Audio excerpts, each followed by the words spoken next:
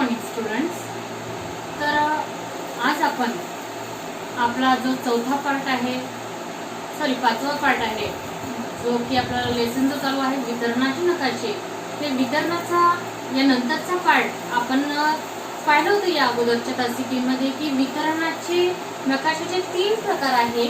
एक म्हणजे टिंब पद्धती, दुसरा म्हणजे क्षेत्रगणित पद्धती आणि तिसरा आहे समगणित पद्धती.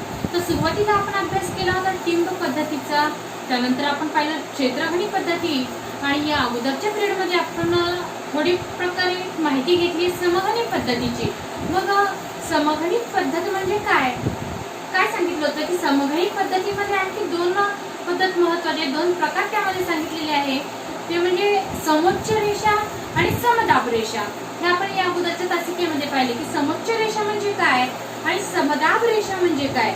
मी तुम्हाला या अगोदरच्या तासिकेमध्ये सांगितलेले की समोच्च रेषा म्हणजे काही विशिष्ट भागावरील समान उंचीनं जोडणारी विशिष्ट भाग आहे नकाशावरील आणि त्या विशिष्ट भागांना जीची उंची समान आहे, समान उंचींना जोडणाऱ्या किंवा त्या बिंदूंना जोडणारी रेषा म्हणजे कोणती आहे? समोच्च. मग समदाब रेषा म्हणजे काय? तर समदाब रेषेची व्याख्या सुद्धा आपण पाहिली आहे की समदाब रेषा म्हणजे एखादा सागरी किनारा आहे, समुद्र किनारा आहे आणि या समुद्र किनाऱ्याच्या बरोबरच्या तुलनेने, आता बघा हा समुद्र नकाशा दाखवला या ठिकाणी तुम्हाला, आणि नकाशाच्या लेवलला जो समुद्र किनारा आहे या समुद्र किनाऱ्याच्या तुलनेच्या बरोबरीने रूपात समांतर दाबाच्या, आता या ठिकाणी तुम्हाला सांगितले की या ठिकाणी नकाशामध्ये बघा, या ठिकाणी नकाशात समुद्र दिसतोय आणि या समुद्राच्या तुलनेच्या रूपात या ठिकाणी समुद्र आहे आणि या समुद्राच्या तुलनेच्या रूपात काय सांगितले या ठिकाणी? समांतर दाबाच्या जागी. आता या ठिकाणी दाब समांतर दिलेला आहे बघा, या ठिकाणी या दाब समांतर दिलाय, परंतु या दाबाच्या ठिकाणी जी समदाब रेषा दिली आहे या समदाब रेषेला दाबल्या गेलेले, इथं खेचल्या गेलेले आहे आणि म्हणून याला म्हटलेलं आहे समदाब रेषा. तुम्हाला दिसते या ठिकाणी क्रॉस लाईन दिलेली आहे बघा, तर बघा या ठिकाणी याची दिसते सगळ्यांना, तर ही झालेली आहे त्या ठिकाणी समदाब रेषा. आलं लक्षात? समोच्च रेषा आणि समदाब रेषा म्हणजे काय हे आपण पाहिले समगणित पद्धतीमध्ये. त्यानंतर या ठिकाणी आपण पाहिले की जेव्हा एखाद्या घटकाचे वितरण, एखाद्या चलाचे वितरण सलग असते, समान असते, तेव्हा त्याला आपण काय म्हणते? तेव्हा समगणित पद्धतीचा वापर केला जातो. म्हणजे उंची, फॉर एक्झाम्पल या ठिकाणी घेऊया तापमान उंची. चल म्हणजे काय? एखादा घटक म्हणजे काय? त्या ठिकाणी आलेले आहेत पर्जन्यमान किंवा तापमान किंवा त्या ठिकाणची उंची. या ठिकाणी यालाच आपण काय म्हणायचं? समगणित पद्धती. म्हणजे या ठिकाणी वापर केला जातो तो समगणित पद्धतीचा. म्हणजे काय? आपल्याला नकाशामध्ये कशाची उंची, लेवल घ्यायची इमारतीची एखाद्या, तर उंची, पर्जन्य, तापमान या घटकांचे जेव्हा आपल्याला उपयोग करायचा आहे, वितरण दाखवायचं आहे, सलग वितरण दाखवायचं नकाशामध्ये, तेव्हा वापर कशाचा होतो? तर समगणित पद्धतीचा वापर या ठिकाणी केला जातो. हे लक्षात ठेवायचं आहे की एखाद्या चलाचं, जेव्हा एखाद्या चलाचे वितरण हे सलग असते, मग उंची, पर्जन्य, तापमान याचं जे वितरण दाखवलं जात आहे हे वितरण समान असतं, सलग असतं आणि हे वितरण दाखवण्याची पद्धती कोणती आहे? तर समगणित पद्धती आहे. हे या ठिकाणी आपल्याला लक्षात घ्यायचं आहे. तर त्यानंतर आपल्याला पाहायचंय की जो समगणित पद्धतीचा नकाशा आहे या नकाशासाठी प्रदेशातील काही ठिकाणाची उंची, त्या ठिकाणी त्याचं तापमान, उंची आणि पर्जन्यमान इत्यादींची अचूक सांख्यिकीय माहिती असणं आवश्यक आहे. जेव्हा आपल्याला समगणित पद्धतीचा नकाशा तयार करायचा आहे तर तो नकाशा तयार करण्यासाठी त्या ठिकाणी त्या प्रदेशातली, आता या ठिकाणी बघा वेगवेगळे प्रदेश, भारताचा नकाशा आहे परंतु या ठिकाणी वेगवेगळे प्रदेश या ठिकाणी दिलेले आहेत, परंतु या प्रदेशामध्ये त्या ठिकाणचं तापमान मोजायचं असेल किंवा त्या ठिकाणचं पर्जन्यमान मोजायचं असेल तर त्या ठिकाणची आपल्याला सांख्यिकीय माहिती असणं आपल्याकडे आवश्यक असतं. तर ही गोष्ट आपल्याला या ठिकाणी लक्षात ठेवायची आहे. त्यानंतर 2 जवळजवळ असणाऱ्या ठिकाणांच्या उंचीतील किंवा पर्जन्यमानातील फरक हा समान गतीने होतो.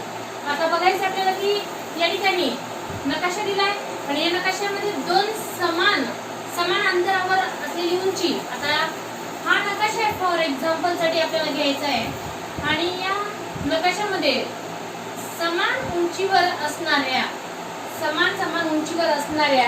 किंवा त्या ठिकाणी दोन जवळजवळ असणाऱ्या ठिकाणातील, आता बघायचं आपल्याला दोन जवळजवळ असणारे ठिकाण. या ठिकाणी बघा हे दोन जवळजवळ ठिकाण आणि दोन जवळजवळ असणाऱ्या ठिकाणांची किंवा त्यातील उंचीची पर्जन्यातील फरक किंवा त्याच्या पर्जन्यातील फरक हा कसा असतो, समान गतीने होतो. कारण त्या ठिकाणचं अंतर कसं आहे, समान आहे. त्या ठिकाणची उंची कशी आहे, ही समान आहे आणि समान असल्या कारणाने त्या ठिकाणची जी पर्जन्यमानाची गती आहे, त्या ठिकाणची तापमानाची जी गती आहे, ही गती यातील जो फरक आहे हा फरक कसा लक्षात येतो आपल्याला, समान गतीचा आहे हे आपल्याला यावरून लक्षात येऊ शकतो. तर त्यामध्ये आपल्याला एक गोष्ट आणखी पाहायची आहे.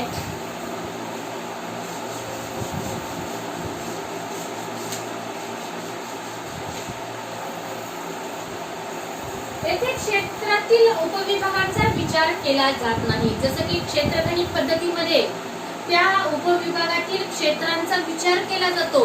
क्षेत्रगणित पद्धतीमध्ये आपण पाहिलं की उपविभागातील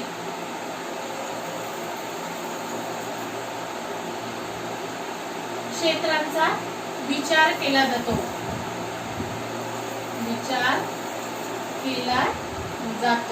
तर समगणित पद्धतीमध्ये काय आहे, त्या क्षेत्रांचा विचार त्या ठिकाणी केला जात नाही.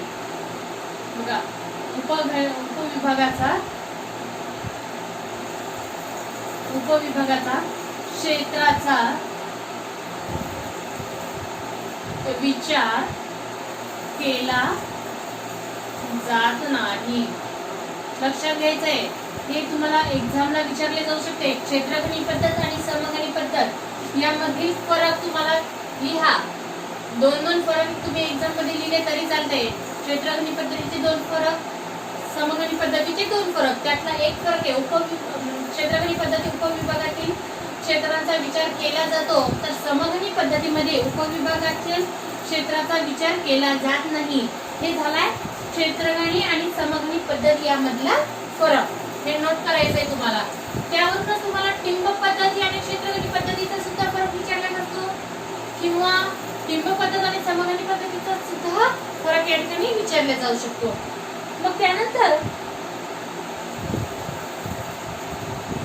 नकाशावर त्या ठिकाणची चलाची मूल्य लिहिली जाते. आता बघा नकाशामध्ये त्या ठिकाणी नकाशा दिला जातो तुम्हाला आणि तो जर नकाशा समगणित पद्धतीचा असेल तर त्या समगणित नकाशामध्ये त्या घटकाचं मूल्य त्या ठिकाणी लिहिलं जातं, विचारलं जातं. म्हणजे फॉर एक्झाम्पल या ठिकाणी तुम्हाला नकाशा दिलाय आणि या नकाशामध्ये बघा या ठिकाणी मूल्य दिलेले आहेत. सूचीमध्ये तुम्हाला दिलं जाते की या ठिकाणी एवढं मूल्य त्या ठिकाणी लिहायचंय. तर आपल्याला त्या ठिकाणी त्या ठिकाणचं पर्जन्यमान 300 ते 400 मिमी या ठिकाणी तुम्हाला याप्रमाणे आपल्याला विचारले जाऊ शकते. हे मूल्य आपल्याला समगणित पद्धतीमध्ये त्या ठिकाणी आपल्याला द्यावं लागतं. मग त्यामध्ये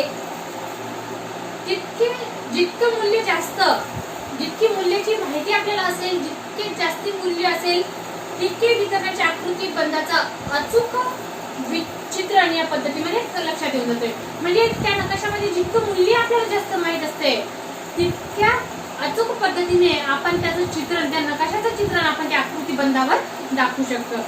मग आता आपल्याला पाहायचंय की माहितीच्या आधारे खालील टप्पे वापरून समगणित नकाशा तयार केला जातो.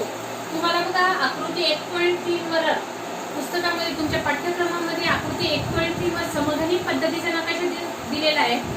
मग या ठिकाणी तुम्हाला माहिती दिलेली आहे. मग या माहितीचा वापर करून आपल्याला काय करायचं आहे, समगणित नकाशा आपल्याला या ठिकाणी तयार करायचा आहे. मग समगणित नकाशा काढताना घटकाचे जास्तीत जास्त व कमीत कमी मूल्य विचारात घेऊन वर्गांतर ठरवले होते. या अगोदर मी तुम्हाला सांगितले की जेवढे जास्त मूल्य आपल्याला माहित असतील तेवढे मूल्यांचं चित्रण आपण या आकृती बंधावर केलंय तर ते जास्ती आकर्षक आपल्याला लक्षात येऊन जाते. मग या ठिकाणी तुम्हाला सांगितलंय की समगणित नकाशा काढताना जेव्हा आपल्याला समगणितचा नकाशा काढायचा आहे तर हा नकाशा काढताना त्या ठिकाणी जास्तीत जास्त आणि कमीत कमी मूल्य या ठिकाणी विचारात घ्यावं लागते. म्हणजे कसं सूची जास्तीत जास्त म्हणजे 7 प्रकारे आपण या ठिकाणी सूची तयार करू शकतो. हे तुम्हाला या अगोदर सांगितले की वार्षिक सरासरी पर्जन्यमान जसं की तुम्हाला या ठिकाणी दिलेलं आहे. मग अशी सूची आहे वार्षिक सरासरी पर्जन्यमान. या ठिकाणी तुम्हाला गडद रंग दिला जातो, त्यापेक्षा फेंट कलर केला जातो, त्यापेक्षा फिका केला जातो आणि त्यापेक्षा सुद्धा फिका. तर मग हे काय झालं त्या ठिकाणची एका पर्जन्यमानाची वार्षिक पर्जन्यमानाची सूची झाली आहे. मग ही सूची आपल्याला कशात दाखवायचं? पर्जन्यमान. पर्जन्यमान आपण हे कशात दाखवतो? समघनी नकाशामध्ये. मग पर्जन्यमान किती? 1300 मिमी हे झालं सगळ्यात जास्त पर्जन्यमान. त्यानंतर 1200 मिमी हे काय? 1100 मिलीमीटर मिमी. तर हे झाले त्या ठिकाणचे एक प्रमाण मूल्य, जे की जितकं जास्तीत जास्त मूल्य आहे तितके कमीत कमी आणि जास्तीत जास्त मूल्य विचारात घेऊन आपल्याला त्या ठिकाणचं जे वर्गांतर आहे ते वर्गांतर त्या ठिकाणी ठरवल्या जाऊ शकतं, ठरवले जाते. त्यानंतर ते रेषांमधील अंतर ठरवते. आता हे काय? हे जे वर्गांतर आहे हे त्या रेषांमधील अंतर त्या ठिकाणी ठरवले जाऊ शकते, त्या ठिकाणी ठरवले जाते. हे झालेले समघनी पद्धतीमध्ये. मग ठरवलेल्या वर्गांतरासाठी रेषा काढल्या जातात. आता आपण पाहिलं की समघनी जो नकाशा आहे समघनी पद्धतीचा, या नकाशामध्ये आपल्याला टिंब द्यायची नाहीये, टिंब कशात द्यायची आपल्याला? टिंब पद्धतीमध्ये. त्यानंतर आपल्याला रंगछटा काढायच्या नाहीये, त्या रंगछटा सुद्धा आपल्याला कशामध्ये काढायचे असतात? क्षेत्रघनी पद्धतीमध्ये काढायचे आहेत. तर आपल्याला या समघनी पद्धतीच्या नकाशामध्ये काय काढायचंय? त्या ठिकाणी रेषा द्यायच्या आहेत. म्हणजे रेषावरून आपल्याला त्या ठिकाणचं मूल्य हे आपल्याला लक्षात येऊन जाते. मग प्रत्येक जी रेष आहे म्हणजे ठरवलेले जे वर्गांतर आहे या वर्गांतरासाठी रेषा काढल्या जातात. आता आपल्याला जे वर्गांतर या ठिकाणी सूची दिलेली आहे ते ह्या वर्गांतरासाठी काय दिलेली इथे? त्या वर्गांतरासाठी या प्रकारे रेषा दिलेल्या जातात. रेषा त्या ठिकाणी ठरवल्या जातात. मग त्यासाठी समान मूल्य असलेल्या ठिकाणांना रेषेने जोडावे लागते. मग रेषा कशासाठी? आता ज्या ठिकाणांचं मूल्य समान आहे, बघा ठिकाणांचे मूल्य समान, ज्या ठिकाणांचं मूल्य समान आहे. फॉर एक्झाम्पल या ठिकाणी हे जे 2 ठिकाण दिलेले बिंदू दाखवते मी, बिंदू या ठिकाणचं जेव्हा मूल्य समान आहे ते या समान ठिकाणांचे मूल्य समान असणाऱ्या बिंदूंना जोडणारी रेषा म्हणजे कोणती आहे? समघनी रेषा. म्हणजे ज्या ठिकाणांचं मूल्य समान आहे अशा ठिकाणांना ही एक रेषा काय करते? जोडते. म्हणजे ही रेषा त्या ठिकाणी जोडली जाते. हे कशामध्ये आहे? समघनी पद्धतीमध्ये. हे आपल्याला या ठिकाणी लक्षात ठेवायचं आहे. त्यानंतर अशा प्रकारे तयार केलेल्या नकाशाच्या आधारे खालीलप्रमाणे निष्कर्ष काढता येतो. मग आता अशा प्रकारे समघनी पद्धतीचा जो नकाशा तयार केला जातो या नकाशाच्या सहाय्याने आपल्याला खालील जे प्रश्न विचारलेले आहेत पुस्तकामध्ये या पुस्तकांच्या प्रश्नातील आपल्याला निष्कर्ष त्या ठिकाणी काढता येतो. मग बघा सममूल्य रेषा जवळजवळ असतील तर घटकातील बदल तीव्र होतो. त्या ठिकाणी सांगितलेलं आहे की नकाशामधील जर ह्या रेषा जवळजवळ असतील तर ह्या घटकातील बदल कसा होतो? तीव्र. म्हणजे समघनी पद्धतीतील रेषा ह्या जवळजवळ असतील, समतुल्य रेषा. कोणत्या रेषा? समतुल्य. समतुल्य रेषा याला काय म्हटलं जाते? ह्या रेषांना समतुल्य रेषा म्हणायचे. तर समतुल्य रेषा जवळजवळ असतील, जवळजवळ असतील तर त्यातील बदल कसा होतो? तीव्र होतो. त्या घटकांतील बदल, तर घटकातील बदल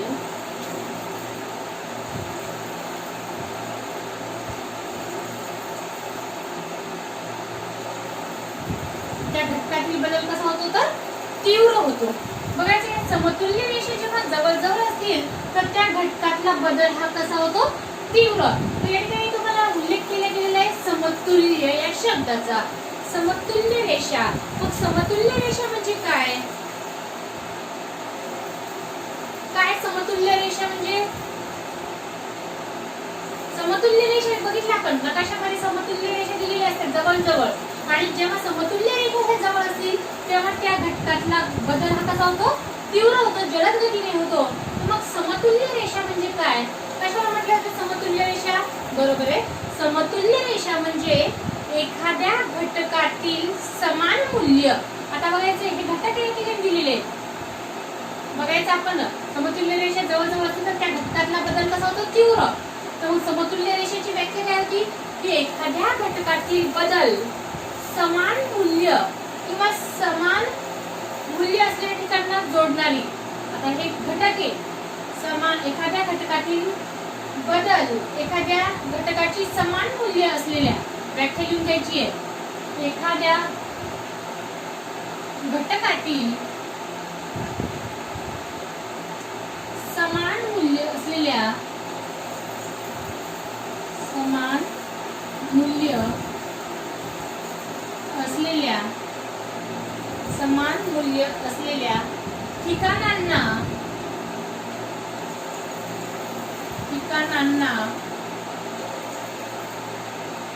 जोडणारी रेषा म्हणजे कोणती रेषा?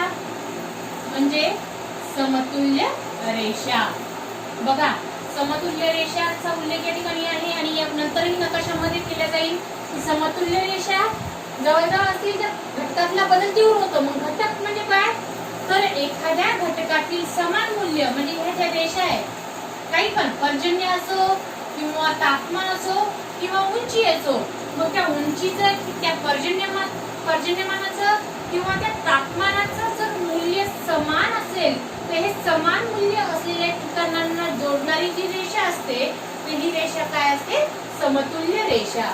सगळ्यांनी लिहून घ्यायचे, एखाद्या घटकातील समान मूल्य असलेल्या ठिकाणांना जोडणारी रेषा म्हणजे समतुल्य रेषा. आलं लक्षात सर्वांच्या? हे झालंय समघनी नकाशा. मग तर बदल जर एकमेकींपासून तीव्र असतील, दूर असतील, तर मग ह्याच रेषा, समतुल्य रेषा एकमेकींपासून जर दूर असतील, तर यातला जो बदल आहे हा कसा असतो? सौम्य असतो, हळूवार असतो. ज्याप्रमाणे आपण पाहिले की ज्या रेषा जवळजवळ असतील तर त्यातला बदल हा तीव्र असतो, जलद गतीने असतो. तर ज्या रेषा दूर अंतरावर असतील तर त्या काय असतो, त्याचा जो बदल असतो, त्या घटकातला बदल कसा असतो? सौम्य असतो. हे आपल्याला या ठिकाणी लक्षात घ्यायचं आहे. त्यानंतर या नकाशामुळे घटकाच्या वितरणातील नैसर्गिक कल लक्षात येतो. आता हा जो नकाशा आहे, मग या नकाशावरून, समघनी नकाशामुळे जे घटक दिलेले आहेत, या घटकातील वितरणातील म्हणजे पर्जन्यमान असो की उंची असो किंवा तापमान असो, यातील जो नैसर्गिक बदल जो आहे, हा बदल, हा कल आपल्याला त्या ठिकाणी लवकर लक्षात येऊन जातो. मग आपल्याला या ठिकाणी आकृती 1.3 दिलेली आहे. आकृती 1.3 मध्ये अमरावती जिल्ह्यातील पर्जन्यमानाचा नकाशा दिलेला आहे. 1.3 पाहायचं आहे, त्या ठिकाणी पर्जन्यमानाचा आपल्याला नकाशा त्या ठिकाणी दिलेला आहे.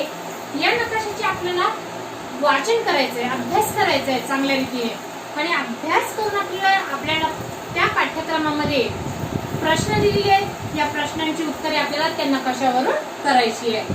तर बघा, पहिला प्रश्न तुम्हाला दिलेला आहे की जिल्ह्याच्या कोणत्या दिशेला पर्जन्यमान जास्त आहे. अभ्यास करायचा आहे तर तुम्हाला त्या ठिकाणी वार्षिक सरासरी पर्जन्यमान दिलेले आहे. जेवढे जास्ती आहे ते त्या ठिकाणी तुम्हाला गडद रंगाने दिलेलं आहे. बघा सूचीमध्ये 1300 मिलीमीटर मिमी, 1200 मिमी, 1100 मिमी, 1000 मिमी, 900 मिमी, 800 मिमी. तर अमरावती जिल्हा पाहिजे तुम्हाला, मागे तुम्हाला दिलेला आहे अमरावती जिल्ह्याचा नकाशा. मग जिल्ह्याच्या कोणत्या दिशेला पर्जन्यमान जास्त आहे? अमरावती जिल्ह्याचा नकाशा आहे. मग दिशेला, आता जिल्ह्याच्या कोणत्या दिशेला आपल्याला काय पाहिजे? पर्जन्यमान जास्त आहे. तर मग आता या ठिकाणी काय आलेलं आहे, दिशा. कोणत्या दिशेला पर्जन्यमान जास्त आहे? तुम्हाला सांगा, वरची दिशा कोणती असते? उत्तर, दक्षिण, बरोबर आहे. त्यानंतर या ठिकाणी कोणती असते? पूर्व, पश्चिम. आणि उपदिशा यातल्या मेन दिशा, उपदिशा सांगायचंय. सांगा, उपदिशा. ईशान्य, ईशान्यानंतर कोणती येते आपली? आग्नेय, नंतर नैऋत्य आणि मग वायव्य. हे झालंय आपल्या दिशा, बरोबर आहे. तर मग आता या दिशेवरून आपल्याला ठरवायचंय की जिल्ह्याच्या कोणत्या दिशेला पर्जन्यमान जास्त आहे. अमरावती जिल्ह्याचा नकाशा बघायचा आहे. मग त्या ठिकाणी कोणत्या दिशेला या ठिकाणी पर्जन्यमान जास्त आहे बघायचंय. गडद रंग कुठे आहे? वरच्या साईडला दिसतोय. तर वरची दिशा कोणती आहे आपली? उत्तर. तर मग जिल्ह्याच्या उत्तर दिशेला पर्जन्यमान जास्त आहे. या प्रकारच्या प्रश्नांची उत्तर तुम्हाला तुमच्या नोटबुक मध्ये लिहायची आहे, कंप्लीट करायची आहे. त्यानंतर आकृती 1.4 सुद्धा दिलेली आहे, 1.5 सुद्धा दिलेली आहे. तर दोन्ही आकृतींचा सखोल अभ्यास तुम्हाला करायचा आहे, व्यवस्थित निरीक्षण करून अभ्यास करायचा आहे. आणि त्यात खाली जी प्रश्न दिलेली आहे त्या प्रश्नांची उत्तरे तुम्हाला तुमच्या नोटबुक मध्ये लिहायची आहे, बरोबर आहे. त्यानंतर तुम्हाला करून पहा दिलंय, करून पाहायचंय आता घरी. तर मग या ठिकाणी आता आपण टिंब पद्धतीचा नकाशा तयार करायचा आहे. तुम्हाला टिंब पद्धतीचा नकाशा तयार करायला सांगितलेला आहे. मी सांगितलेलं आहे तुम्हाला टिंब पद्धतीचा नकाशा कशा प्रकारे तयार करायचा आहे. काय करायचं टिंब पद्धतीच्या नकाशासाठी?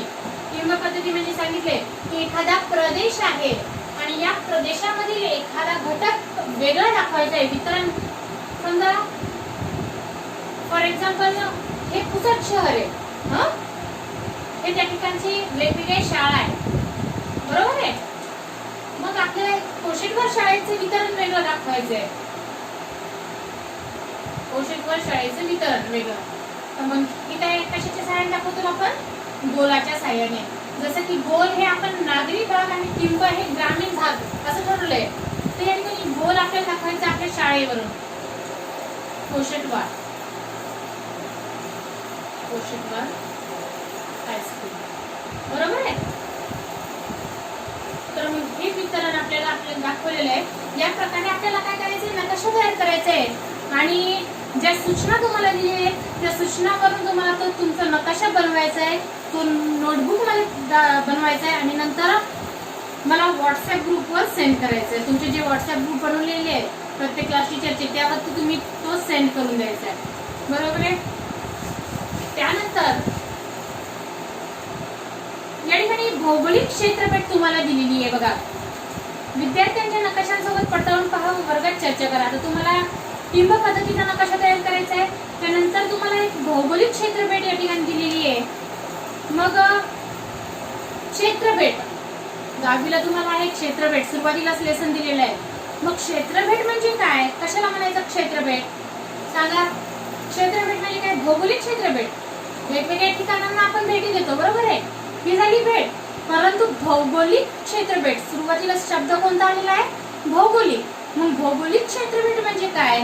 तर एखाद्या ठिकाणाच्या प्रत्यक्ष भेट देऊन, आता आपल्याला एखाद्या ठिकाणाला भेट द्यायची आहे, जसा की अजिंठा, त्या ठिकाणाला आपल्याला भेट द्यायची आहे. एखाद्या ठिकाणाला प्रत्यक्ष भेट देऊन त्या ठिकाणची भौगोलिक आणि सांस्कृतिक माहिती, सांस्कृतिक, भौगोलिक आणि सांस्कृतिक माहिती जमा करणे, गोळा करणे, यालाच काय म्हणायचं आहे? भौगोलिक क्षेत्रफळ. आलं लक्षात? भौगोलिक क्षेत्रफळ. क्षेत्रफळीची व्याख्या काय आहे? तर एखाद्या ठिकाणास प्रत्यक्ष भेट देऊन त्या ठिकाणची प्रात्यक्षिक आणि सांस्कृतिक माहिती जमा करणं, उपलब्ध करणं, यालाच म्हणायचं आहे क्षेत्रफळ, बरोबर आहे. तर मग क्षेत्रफळ त्या ठिकाणी जायचंय, त्या ठिकाणी अभ्यास करायचा आहे आणि त्या ठिकाणची वेगवेगळ्या पद्धतीची माहिती जमा करायची आहे. आणि ही माहिती जमा करणं म्हणजे भौगोलिक क्षेत्रफळ. म्हणून ही झाली क्षेत्रफळ. तर क्षेत्रफळ ही भूगोलातील एक महत्त्वाची अभ्यास पद्धती आहे. जेव्हा भूगोलाचा आपल्याला अभ्यास करायचा आहे तर भूगोलाचा अभ्यास करण्यासाठी महत्त्वाची गोष्ट काय आहे? क्षेत्रफळ. तर क्षेत्रफळ ही एक भूगोलाची एक महत्त्वाची अभ्यास पद्धती आहे. मग भौगोलिक संकल्पनांचा व घटकांचा प्रत्यक्ष अनुभव हा क्षेत्रफळीने करता येतो. मग भूगोलाचा अभ्यास करताना प्रत्यक्ष आणि अप्रत्यक्षरित्या जो आपण अभ्यास करतो तो जास्त करून क्षेत्रफळीने अभ्यास करता येतो. मग मानव आणि पर्यावरण यातील सहसंबंध जाणून घेण्याच्या दृष्टीने भौगोलिक क्षेत्रफळ अत्यंत उपयुक्त आहे. मग मानव आणि पर्यावरण या दोघांमधील जो सहसंबंध आहे, या दोघांमधील जो संबंध आहे हे जाणून घेण्याची एक पद्धती, एक दृष्टिकोन म्हणजे काय आहे? भौगोलिक क्षेत्रफळ. हे एक अत्यंत उपयुक्त अशी एक पद्धती या ठिकाणी मांडली गेलेली आहे. मग क्षेत्रफळीची पूर्वतयारी कशा प्रकारे केली जायची आहे, कशा प्रकारे करायची आहे हे आपण या पुढच्या तासिकेला पाहणार आहोत. थँक्यू.